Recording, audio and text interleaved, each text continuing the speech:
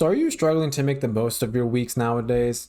Imagine that waking up every single day, you have a very clear plan that sets you up for success. Well, in this video, I'm going to be sharing, some pretty good planning tips that you can utilize to help you turn your chaotic lifestyle or your chaotic to-do list into a productive week that you may not have experienced before, like I did at one point when I first started to implement all of these things.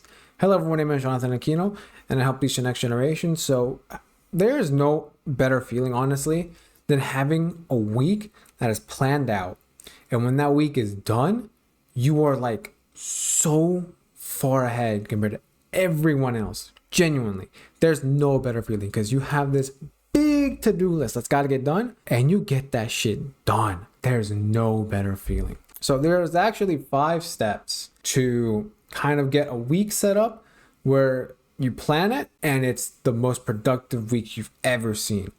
So first of all, the first step is to make sure you have your to-do list in order. So I've made a couple of videos up to this point with like the Eisenhower matrix, time blocking, etc., etc. And to get this correctly, get this to-do list correctly, you need to create a master to-do list. So write every single thing that you do on a piece of paper, on a Google Doc, wherever. Just write everything you need to get done without overthinking. Just if it comes to your mind, write it down. So writing, cooking, recording, editing, scripting, such and such, so and so. Write it down. If you have this master to-do list, it helps understand what you're actually investing your time into, so it gives you clarity.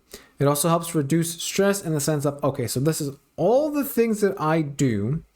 So what could I do to remove stuff and help understand how to better invest my time, which in the long term can help reduce stress because you're not constantly guessing, wait, do I have to do this today? Is that something that was supposed to be done last week? Is that going to be done next week?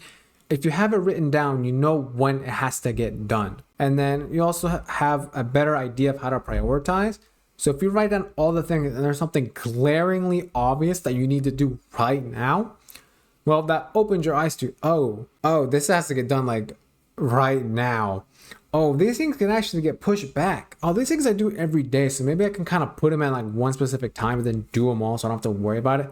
It helps you prioritize better. So once you have your to-do list, what you then want to do is any time-sensitive stuff, meetings, appointments, required events, put those on your calendar first before anything else. You want to make sure you don't miss any of that. And you want to make sure that when you plan the rest of your time, you want to make sure those come up first so you avoid conflict. So you don't want to set an appointment at 10 in the morning and go, hey, you know what? I'm going to do some work. No. The appointment is already there, bucko. You better go to your goddamn appointment. It helps you time that out. It helps also if you put a little buffer in between. So like a 15-minute buffer in addition, just in case you get there a little late, there's traffic, the kid threw up. I don't know, I don't have kids, but something comes up, you have a little bit of time to kind of make it through.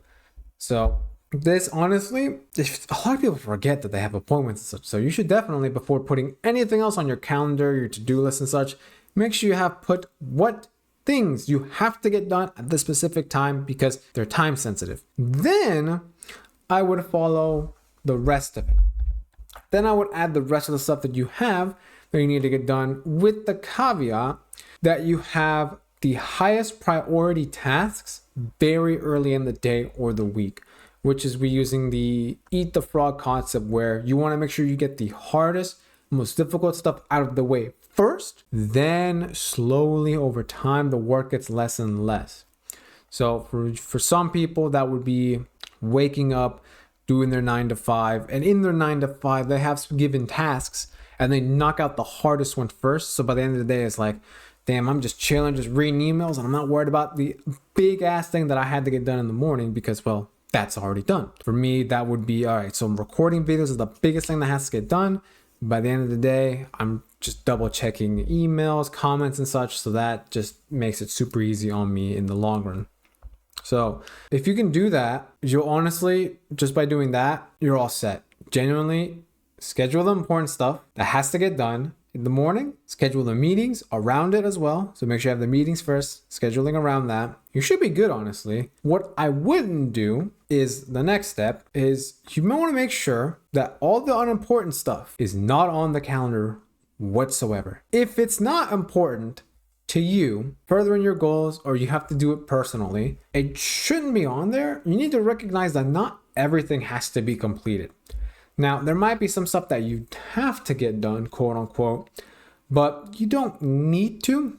Some of the strategies that you can use for handling some of these unimportant things would be delegating them to someone else. So, for example, if you don't want to clean your house, well, you could get a cleaning company to clean your house for you so that you don't have to do it, and you can use that time for something else, like spending time with family, getting some more work done, going out and doing a hobby and such. Then the other one you could do is you could postpone it. If there's something that doesn't really demand your attention, but something else needs your attention right now, just push the thing that doesn't really matter as much. Just push it to a later date. And if it's not important, well, eliminate it. Or you can just straight up just eliminate stuff that's just not as important. Now, when it comes down to identifying the tasks that you need to focus on that truly matter, that just comes down to what your long-term goals are or what you're currently focused on.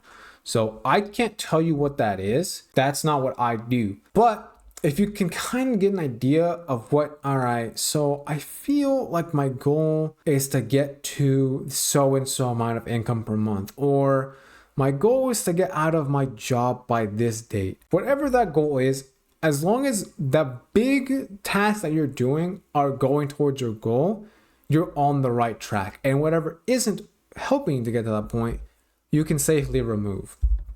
Now, finally, what you also want to do, and preferably do this over doing it in the week, you actually want to plan on the weekends. Now, I personally plan my week on Sundays because it's, the day before Monday. You get a head start and you're more in a relaxed mindset, I feel, on a Sunday compared to doing it on like a Friday or like, throughout the week. You kind of are in a more relaxed state compared to doing it during the week.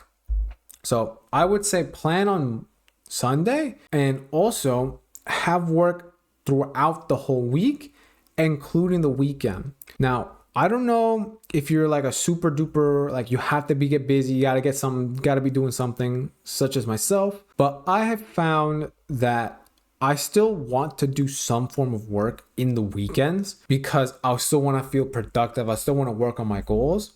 So while all my heavy stuff is on the weekdays, Monday through Friday, the hardest days I work on, Saturday and Sunday, they're a bit more relaxed, but I still push to get more work done, just not like the hardest. So for example, if let's say on Tuesday, I record like 15 videos or 15 shorts, on Saturday, I might do like 5. I might not do as much, but I still want to do something. So if you want to get in the habit of just doing something that you personally want to do, whether it's a professional goal, a personal goal, just have something in mind for the weekend and try to keep it as a regular habit to do stuff on the weekend because it's kind of fun. Don't just throw the day away for a self-care day. I that doesn't work for me personally. That I don't vibe with that, but if it vibes with you, then I can't really stop you.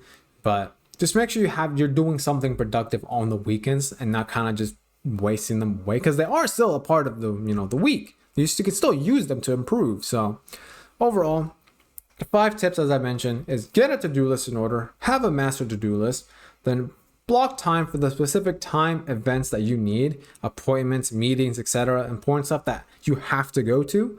Then schedule the rest of your events, activities, work around the time-sensitive stuff. And leave out all the unimportant tasks that aren't necessary or postpone them or delegate them. And finally, you want to make sure you plan, preferably on the weekend. If it works for you, better to plan it during the weekdays. By all means, go ahead. But personally, planning on the weekends has provided more benefits for me in the long run compared to planning on the weekdays. So if you want to learn more about planning or being more productive with your time management and such, there's a coaching package down below.